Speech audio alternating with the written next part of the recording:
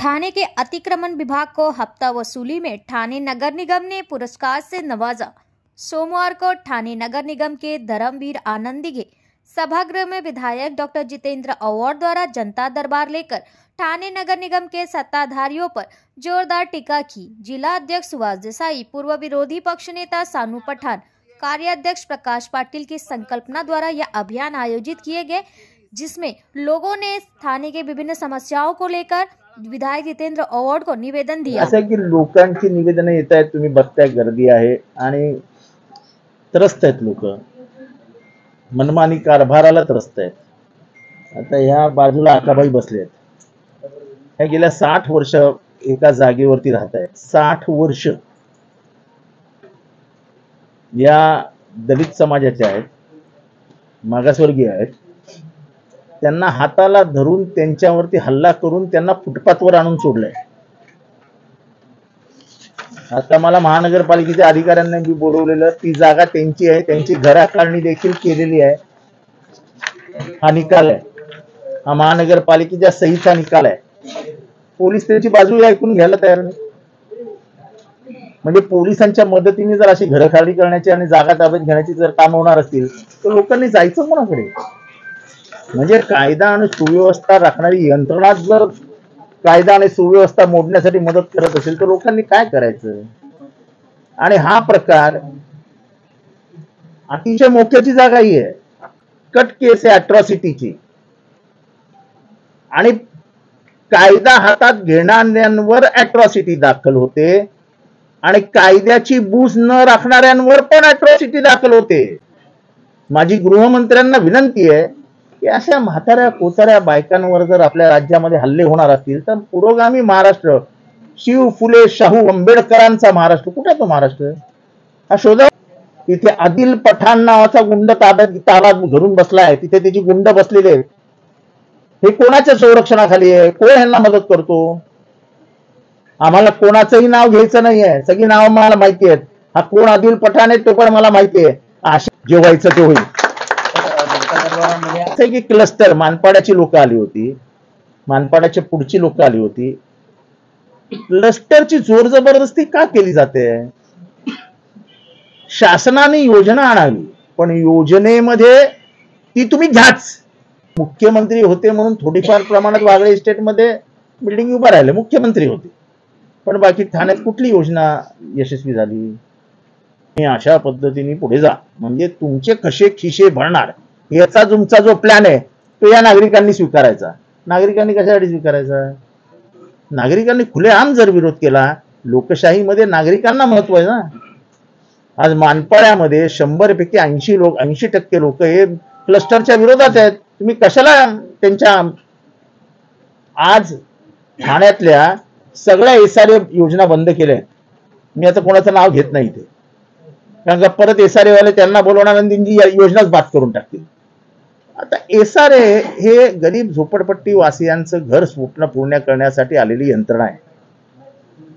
आता ती यंत्रणा ठप्प करून त्या झोपडपट्टी वासियांना तुम्ही क्लस्टर मध्ये सामील व्हा, म्हणजे 100 एकरामध्ये तुम्ही या।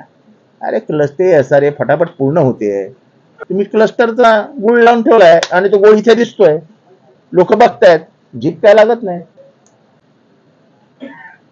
त्या लाडक्या बहिणीला आश्वासन देऊन तुमच्याकडे पैसे नाही तर त्या लाडक्या बहिणीला देण्यासाठी कुठली घरं बांधणार आहात तुम्ही? कशाला खोटं नाटं लोक जनतेला सांगता? सरकार म्हणून सरकार चालवा ना, हे नको ते धंदे करता कशाला? गल्लीत पाणी नाहीये, त्या पाण्याबद्दल आयुक्तांचं काय म्हणणं आहे? आम्ही आयुक्तांची भेट घेणार आहोत। गल्लोगल्ली कचरा पडलाय, काय म्हणणं आहे आयुक्तांची? नाले सफाई अजिबात होत नाही, अजिबात नाही। अख्ख्या ठाणे शहरात नाले सफाई ठप्प आहे, ठप्प। काय म्हणणं आहे आयुक्तांचं? आम्ही विचारणार आहोत, आयुक्त नाही येत, नाही तर हा सगळा घेऊन गेलो असतो मी वरतीच। अरे कसली 31 मे? अजून जेसीबी नाही उतरले नाल्यामध्ये, कसली 31 मे? अधिकाऱ्यांना पैसे घाण्यात बसून वेळ नाही, तर हे कसली 31 मे पर्यंत उतरणार आहेत? सकाळी तिथल्या लोकांचे फोन आले, दूरध्वनी आले, सिद्धेश्वर तलावामध्ये मासे मरून पडले। आपल्या प्रत्येक तलावामध्ये सांडपाणी सोडलं जातं। मग एवढी 2008 साली का 7 साली सीवरेजचे करोडो रुपयाची कामं झाली. मला माहित नाही सिव्हरेज मध्ये किती करोड रुपये गेले, 200-300 कोटी रुपये ते गेलेच असतील ठाणे महानगरपालिकेचे.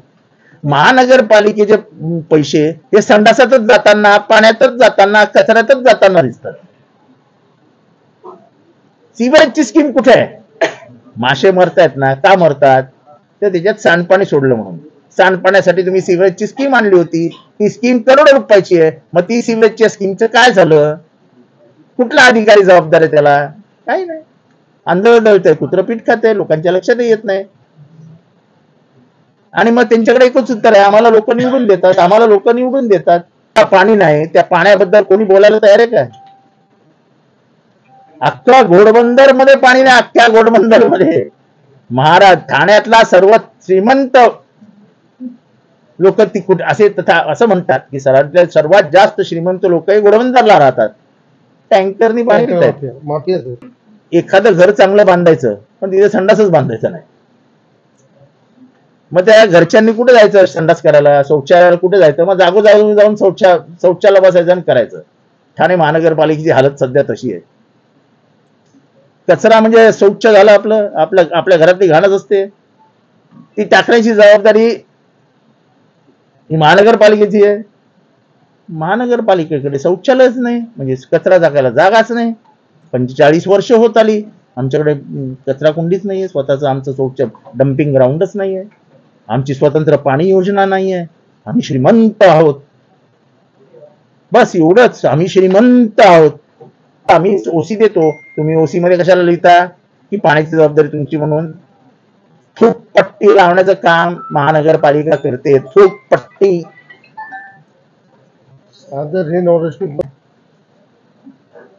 म्हणजे एकेकाळी ठाण्यामध्ये म्हणजे दूरदृष्टी नसलेली माणसं जेव्हा सत्तेमध्ये येतात तेव्हा काय होतं याचं उत्तम उदाहरण ठाणे.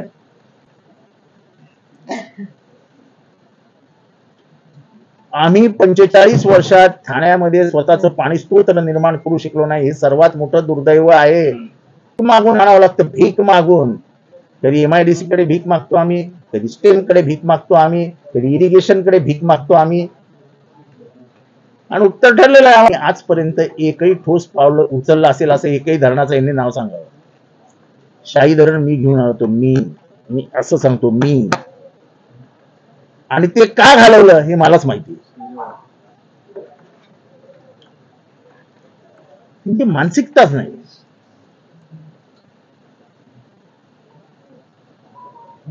जर तुम्ही 1000, 2000, 3000 कोटीचा एखादा रोड आणू शकता, तर तेवढ्याच किमतीचं तुम्ही धरण नाही आणू शकत. कोणी घेतला, कोण पोरं बसलेत, कोण आहे तो आदिल पठाण? म्हणजे हिने डोकं आपटून आत्महत्या करायची. हे बघा, हे व्हिडिओ बघा, हे पोलिसच तिला अडवतात.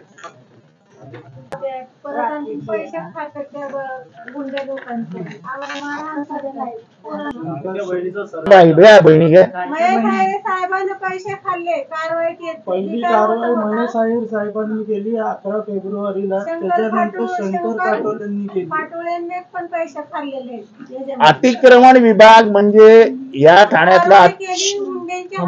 ठाण्यातला अतिक्रमण विभाग म्हणजे एक्स्टॉर्शन सेल आहे. एक्स्टॉर्शन सेल, हप्ते घेण्याची सशक्त यंत्रणा. महानगरपालिका पुरस्कृत हप्ते घेण्याची सशक्त यंत्रणा म्हणजे आपलं अतिक्रमण विभाग. ही एकही गोष्ट नाही अतिक्रमण विभाग पैसे देत नाही अशी एकही गोष्ट नाही.